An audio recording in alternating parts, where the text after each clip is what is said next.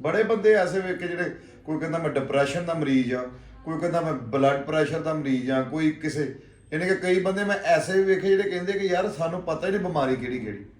इस तरह एक दोस्त मैंू गल सुनाउण डिया, कहता यार मेरे ना एक बंदे नाल बड़ा यानी कि मोजिज़ बंदा जिन्हें गल सुनाई।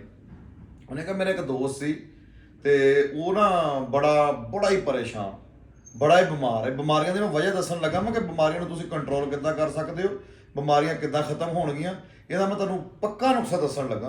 और दिली दिली बीमारियां दिली खत्म होने तो बाद दिली सुकून होएगा। उन्हें कहा वो ना उन्हें एक दिन आन के कहता मैनू कहता यार मैं ना बहुत ज़्यादा परेशान हाँ, अल्लाह की दिती हर चीज़ आ, पैसा बेबहाव आ, बिजनेस ठीक आ, बाल बच यानी कि हर चीज़, लेकिन मैनू सुकून नहीं है जिन्नी।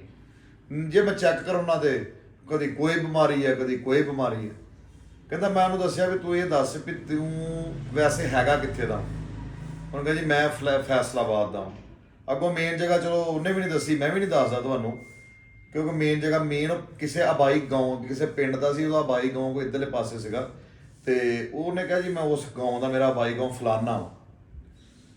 ਉਹਨੂੰ ਕਹਿੰਦਾ मैं ਪੁੱਛਿਆ कि तू ये गल दस भी तेनों किन्नी कुछ देर हो गई है तकरीबन अपने पिंड गए ਨੂੰ, यानी कि जिथों तू ਜਿਹੜਾ ਤੁਹਾਡਾ ਅਕਸਰ ਪਿੰਡ ਆ ਜਿੱਥੇ ਤੇਰੀ ਜੰਪਲ ਆ ਕਿੰਨੀ ਕੁ ਉਹਨੇ ਕਿਹਾ ਤਕਰੀਬਨ ਕੋਈ 20 ਸਾਲ ਹੋ ਗਿਆ ਮੈਨੂੰ ਉੱਥੇ ਗਿਆ।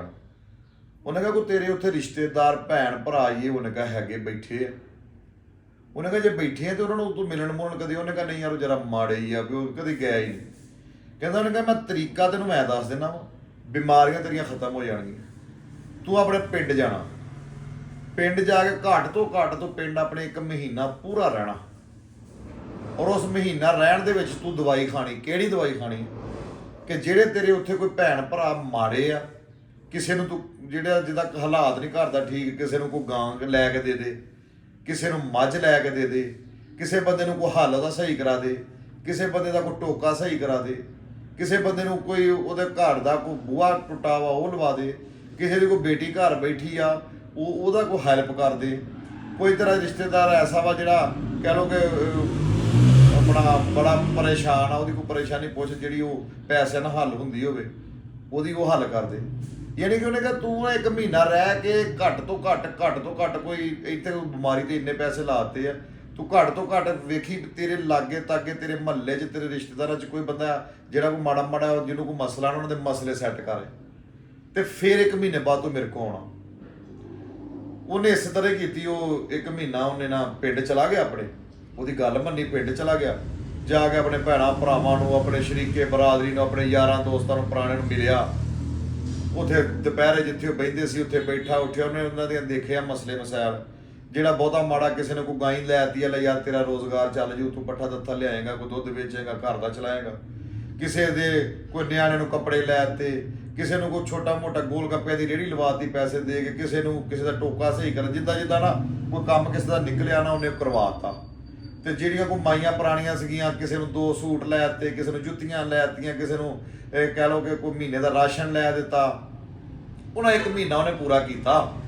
ਕਰਨ ਤੋਂ ਬਾਅਦ ਉਹਨੇ ਕੋਈ ਉੱਥੇ ਆਇਆ, ਪੈਸੇ ਪੂਸੇ ਖਰਚੇ ਤੇ ਆ ਗਿਆ ਫਿਰ ਮੇਰੇ। ਉਹਨੇ ਕਿਹਾ ਹਾਂ ਬਈ ਮਹੀਨਾ ਰਹਿਣ ਗਏ, ਮੈਂ ਪੂਰਾ ਮਹੀਨਾ ਰਹਿ ਕੇ ਆਇਆ। ਉਹਨੇ ਕਿਹਾ ਇਹ ਦੱਸ ਵੀ ਅੱਗੇ ਨਾਲੋਂ ਕੁਛ ਡਿਪਰੈਸ਼ਨ ਜਿਹੜਾ ਤੈਨੂੰ ਰਹਿੰਦਾ ਸੀ ਕੋਈ ਕੋਈ ਫਰਕ। ਉਹਨੇ ਕਿਹਾ ਯਾਰ ਮੈਂ ਜਿੰਨੇ ਦਿਨ ਪਿੰਡ ਰਹਿ ਕੇ ਆਇਆ ਨਾ, ਮੈਂ ਇੰਝ ਹੀ ਰਹਿ ਗਿਆ ਜਿੱਦਾਂ ਮੈਂ ਜੰਨਤ 'ਚ ਰਿਹਾ ਹਾਂ। ਬੜਾ ਹੀ ਸਕੂਨ ਮਾਹੌਲ ਸੀ, ਮੇਰੇ ਸਾਰੇ ਆਪਣੇ ਮੈਨੂੰ ਮਿਲੇ। ਅੱਛਾ ਮੈਂ ਕਹਿੰਦਾ ਮੈਂ ਵੱਧ ਤੋਂ ਵੱਧ ਵੀ ਪਿੰਡ ਖਰਚਿਆ ਹੋਊਗਾ ਤੇ 5 ਤੋਂ 7 ਲੱਖ ਰੁਪਈਆ ਖਰਚਿਆ। ਉਹਨੇ ਕਿਹਾ ਇੱਥੇ ਮੈਂ ਬਿਮਾਰੀ ਤੇ ਪਤਾ ਨਹੀਂ ਕਿੰਨੇ ਕੁ ਪੈਸੇ ਖਰਚ ਚੁੱਕਿਆ, ਲੇਕਿਨ ਮੈਨੂੰ ਸਕੂਨ ਨਹੀਂ ਹੁੰਦਾ। ਉਹਨੇ ਕਿਹਾ ਮੈਂ ਵੱਧ ਤੋਂ ਵੱਧ ਵੀ ਕੋਈ 5-7 ਲੱਖ ਰੁਪਈਆ ਖਰਚਿਆ। ਉਹਨੇ ਕਿਹਾ ਸਾਰਾ ਪਿੰਡ ਮੈਨੂੰ ਦੁਆਵਾਂ ਦੇਣ ਵਾਲਾ। ਉਹਨੇ ਕਿਹਾ ਸਾਰਾ ਪਿੰਡ ਮੇਰੇ ਕੋਲ ਦੁਪਹਿਰ ਨੂੰ ਇਕੱਠਾ ਹੋ ਕੇ ਬਹਿ ਜਾਂਦਾ ਸੀ, ਸਾਰਿਆਂ ਦੇ ਮੈਂ ਕਿਸੇ ਦਾ ਕੋਈ ਮਸਲਾ, ਬੜੇ ਹੀ ਰਾਜ਼ੀ ਹੋਏ। ਕਿਸੇ ਨੇ ਮੇਰੇ ਲਈ ਚੂਰੀ ਬਣਾ ਕੇ ਲਿਆਂਦੀ, ਕਿਸੇ ਨੇ ਮੇਰੇ ਲਈ ਮਕਈ ਦੀਆਂ ਰੋਟੀਆਂ, ਕੋਈ ਮੇਰੇ ਲਈ ਸਾਗ ਲੈ ਕੇ ਆ ਰਿਹਾ, ਕੋਈ ਮੇਰੇ ਵਾਸਤੇ ਤੰਦੂਰੀ ਰੋਟੀਆਂ ਲੈ ਕੇ ਆ ਰਿਹਾ, ਕੋਈ ਮੇਰੇ ਲਈ ਮੱਖਣ ਲੈ ਕੇ ਆ ਰਿਹਾ। ਯਾਨੀ ਕੋਈ ਇੰਨਾ ਕੁ ਉਹਨਾਂ ਨੇ ਮੇਰਾ ਚਾਅ ਕੀਤਾ ਨਾ ਕਿ ਮੈਂ ਸਮਝਦਾ ਸਾਂ ਮਾੜੇ ਆ, ਲੇਕਿਨ ਉਹਨਾਂ ਨੇ ਮੇਰਾ ਇੰਨਾ ਕੁ ਚਾਅ ਕੀਤਾ ਜਿਹੜਾ ਹਿਸਾਬ ਕੋਈ ਨਹੀਂ। ਤੇ ਮੈਂ ਵੀ ਉਹਨਾਂ ਦਾ ਬੜੀ ਹੈਲਪ ਕੀਤੀ। ਉਹਨੇ ਕਿਹਾ ਹੁਣ ਤੈਨੂੰ ਕੋਈ ਜ਼ਹਿਨੀ ਸਕੂਨ ਗਿਆ। ਉਹਨੇ ਕਿਹਾ ਅੱਜ ਤੂੰ ਜਾ ਕੇ ਨਾ ਆਪਣੀਆਂ ਰਿਪੋਰਟਾਂ ਕਰਾ ਕੇ ਆਉਣੀ। ਹਕੀਕੀ ਗੱਲ ਤੁਹਾਨੂੰ ਮੈਂ ਦੱਸਦਾ ਵਾਂ, ਉਸ ਬੰਦੇ ਦੇ ਦੱਸੇ ਹੋਏ ਬਕੌਰ। ਉਹਨੇ ਕਿਹਾ ਜਿਸ ਟਾਈਮ ਉਹ ਗਿਆ, ਜਾ ਕੇ ਉਹਨੇ ਲੈਬਾਰਟਰੀ 'ਚ ਆਪਣੇ ਤਮਾਮ ਟੈਸਟ ਕਰਵਾਏ। ਟੈਸਟ ਕਰਾਉਣ ਤੋਂ ਬਾਅਦ 5 ਕਿਲੋ ਦੀ ਟੋਕਰੀ ਮਠਿਆਈ ਦੀ ਲੈ ਕੇ ਕਹਿੰਦਾ ਮੇਰੇ ਘਰ ਆਇਆ। ਉਹਨੇ ਕਿਹਾ ਜੀ ਬਹੁਤ ਬਹੁਤ ਤੁਹਾਨੂੰ ਵੀ ਮੁਬਾਰਕ, ਤੇ ਬੜੀ ਮੈਨੂੰ ਖੁਸ਼ੀ ਹੋਈ ਹੈ ਕਿ ਮੇਰੇ A to Z ਸਾਰੇ ਹੀ ਜਿਹੜੇ ਹਨ A to Z ਜਿੰਨੇ ਵੀ ਮੇਰੇ ਟੈਸਟ ਸਾਰੇ ਕਲੀਅਰ ਆਏ ਆ। ਮਕਸਦ ਗੱਲ ਕਰਨ ਦਾ ਇਹ ਸਿਲਾ ਰਹਿਮੀ ਕਰਨੀ ਸਿੱਖੋ। ਮਕਸਦ ਗੱਲ ਕਰਨ ਦਾ ਇਹ ਵੀ ਜੇ ਤੁਸੀਂ ਤੁਹਾਨੂੰ ਰੱਬ ਨੇ ਦੇ ਦਿੱਤਾ ਵਾ ਤਾਂ ਤੁਸੀਂ ਨਿੱਕੀ ਨਿੱਕੀ ਖੁਸ਼ੀਆਂ ਜਿਹੜੀਆਂ ਉਹਨਾਂ ਨੂੰ ਲੋਕਾਂ ਨੂੰ ਦਿਓ। ਫਿਰ ਯਾਨੀ ਕਿ ਲੋਕਾਂ ਦਾ ਆਪਣਾ ਜਿਹੜਾ ਹੈ ਵਾ ਹੈਲਪ ਕਰਨੀ ਸਿੱਖੋ। ਲੋਕਾਂ ਨਾਲ ਸਿਲਾ ਰਹਿਮੀ ਐਸੀ ਚੀਜ਼ ਹੈ ਜਿਹੜੀ ਡਾਇਰੈਕਟ ਰੱਬ ਨਾਲ ਤੁਹਾਡੀ ਮੁਲਾਕਾਤ ਕਰਵਾ ਦਿੰਦੀ। ਸਿਲਾ ਰਹਿਮੀ ਐਸੀ ਚੀਜ਼ ਜਿਹੜੀ ਤੁਹਾਨੂੰ ਦਿਲੀ ਸਕੂਨ ਦਵਾ ਦਿੰਦੀ। ਸਿਲਾ ਰਹਿਮੀ ਲੋਕਾਂ ਦੀ ਹੈਲਪ ਕਰਨਾ, ਲੋਕਾਂ ਨਾਲ ਰਲ ਕੇ ਰਹਿਣਾ, ਆਪਣੇ ਮਾੜੇ ਭੈਣ ਭਰਾ ਦੇ ਨਾਲ ਚੱਲਣਾ, ਉਹਦੀ ਸੁਣਨਾ, ਜਿੰਨੇ ਵੀ ਜੋਗੇ ਉਹਦੀ ਹੈਲਪ, ਇਹ ਤੁਹਾਨੂੰ ਅੱਲਾ ਨਾਲ ਡਾਇਰੈਕਟ ਕਰਦੇ। ਕਿਉਂਕਿ ਅੱਲਾ ਪਾਕ ਨੇ ਜ਼ਾਤ ਨੂੰ ਸਭ ਨਾਲੋਂ ਜ਼ਿਆਦਾ ਜਿਹੜੀ ਚੀਜ਼ ਪਸੰਦ ਆ ਉਹਦੀ ਮਖਲੂਕ ਨਾਲ ਮੁਹੱਬਤ ਆ।